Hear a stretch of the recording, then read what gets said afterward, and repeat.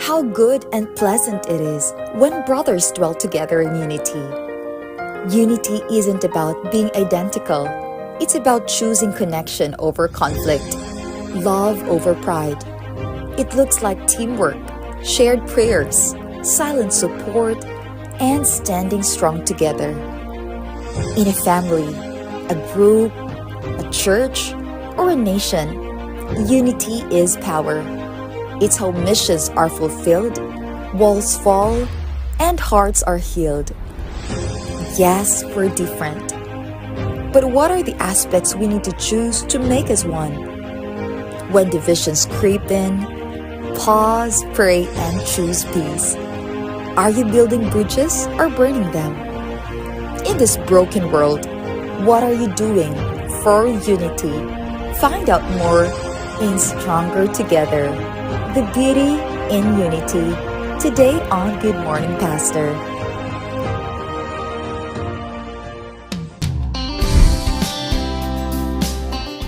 Yes, mga kapaglaom, atong isgutan karon ining matahom kabutagon sa adlaw papahulay ang paghiusa. And siyempre, atong makauban karon ang atong pinalangga, dugay-dugay na nga membro dinhi sa Suarez Church o kanhing district pastor sa North Central Mindanao Conference o karon naa siya sa Mindanao Mission Academy, walay lain, Pastor Enrile Carillo. Pastor, good morning and happy Sabbath. Good morning, Good morning. Pastor. Happy Sabbath. Salamat, Pastor. We had a taste of how it is to become a Suarez nun. No, nice kayo din mga kapaglaom. Pastor, let's talk about united we stand, unity, mga kapaglaom, atong topic karon no. Kanang giingon, Pastor, ba nga ang Bible nag-ingon nga it is good and pleasant for brothers to dwell together in unity. How do you describe this dwelling? Kung may tag unity ang paghisgutan, Pastor, how does it look like? Ang unity, ato makitaan sa grupo nga doon na sila peaceful relationship. Peaceful relationship ang ilang. So, dili nagpasabot, Pastor, nga pareha mo tanag huna-huna, pareha mo tanag opinion. Unity, Nga, unity na siya. Adi na siya unity. Uniformity na siya. Ganun. Uniformity. So, ibig sabihin, Pastor, bisan nagkalain-lain ang mga personalidad, but you said, when you come together in peace and harmony, that's where unity come in. Yes, mo insakto gina siya nung naglain-lain magud ta og ideas, naglain-lain ta og perspective sa kinabuhi, naglain-lain ta og worldview, pero mahimo ta ma-united ta for a common cause and for a common goal. Sa ato pa day, Wing, no? Mahimong united ang tanan kung naamoy kapareha, maski isa lang. Correct. Kaya di yun pwede, Pastor, magkahiusa ang tanan nga sa Pareha. tanang butang sa ilang kinabuhi, wala yun sila common. Correct. Lisod kayo na. So, kung kanang uban nga nagkahiusa karon, either the same goal, same motive, Correct. same ang interest na ina na, Pastor, no? Like sa inyo, Wing, mga bikers tanan, di ba? Bikers tanan. Na may common interest, Correct. biking. Dito po sa basketball po tanan.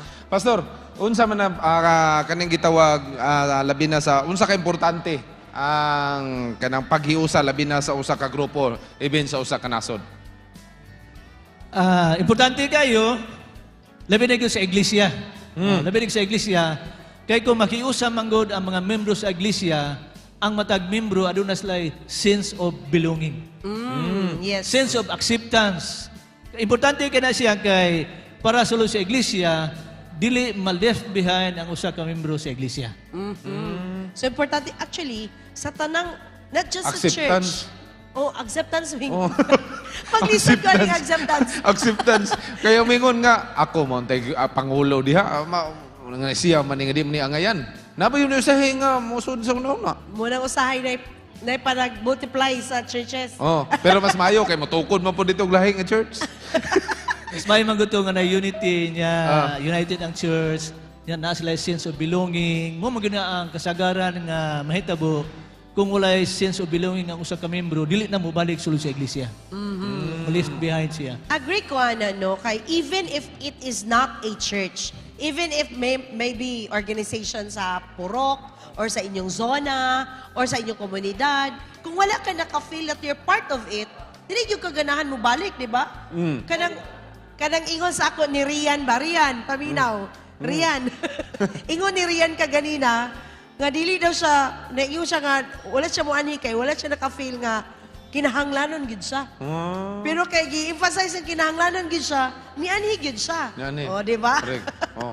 Thank Kaya you. na mo yung mga hunahuna po soban, dili lang ko diha, kayo di man ko kinanglanon diha. Pero Unsa ra man actually, ko? Pastor, pwede man ka nga maingon no nga, what can I do? I'm here. So that ma-feel mo ang imong value. Unsa ba? Sakto ba na?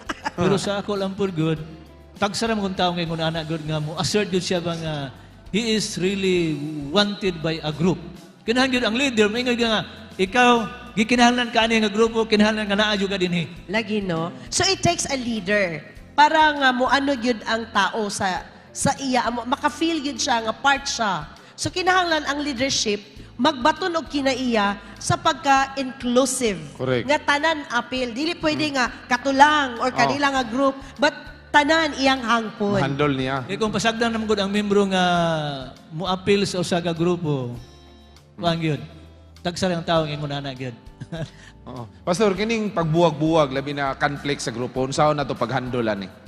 Yes, Pastor, kani mga conflicts. Conflicts, oh. Conflict Mga differences. sa organisasyon, di magina malikayan adunay conflict kay lain-lain man gud taw gunahuna gyud. Pero ingon pa sa Solusyon. among professor, Ah. kung adunay conflict, solve it while it is just a fly. Do not wait until it will become an elephant. Oh. Meaning, mintras gamay pa ang problema, kinahanglan nga i-solve na. I-address Ayaw na. bulata nga mudako na kay lisod na kayo i-solve ang problem kung mudako na. Aduna na gap, magkadako-dako na ang gap.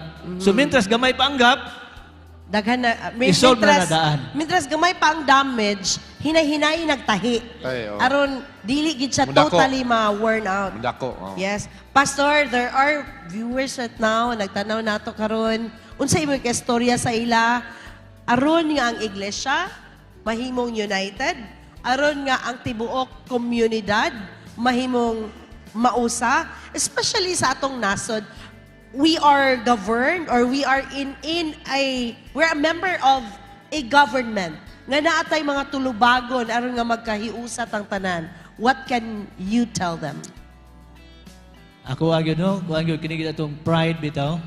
Pride, usahay, dili gustong ma-left behind.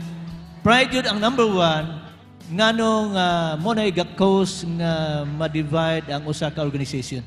Dili sila mo paubos silang kaugalingon. Akong tambag, atong kaon atong pride, atong ipaubos atong kaugalingon, and let us learn to forgive everybody. Actually, lisod kitang tangon yun ang pride. Mao gyud. Muna mga kaigsunan, mga kapaglawom, no, sometimes. Lisod gani tanggalon sa ang pride sa sabon.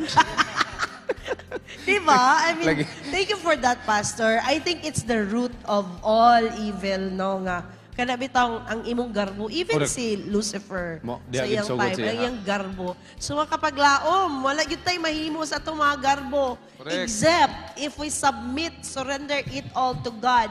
Doon na yung mga panahon nga, bisa kung saan yun na to, human yun ta, bisa kung saan pa na itong paningkamot sa matag adlaw, na yun tayo tendency nga, corrupted ang atong heart, ang atong motive, ang atong mind. But we have to surrender it to God. Amen. Nagingon sa Bible nga, search me, O God, and know my heart. Hinaot pa mga kapaglaom nga ato ang isurrender ang atong tanan sa atong buhi nga Dios, including the word P-R-I-D-E, pride.